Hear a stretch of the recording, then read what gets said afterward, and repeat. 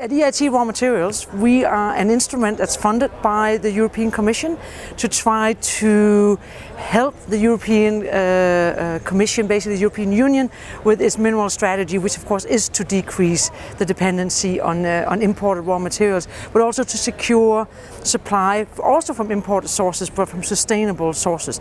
So the KIC is about a partnership. It's about industry partnering up with universities and with research organizations to optimize the innovation potential, to give each other good ideas, and to work together on projects where we are upscaling solutions that typically build on research, but that we want to accelerate towards the market.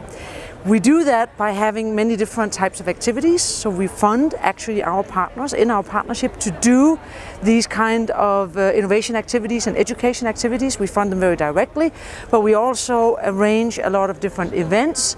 We go to a lot of networking, like this one here today, to talk to stakeholders and to interact with stakeholders so that we can bring together the right people to get the innovation that we are looking for.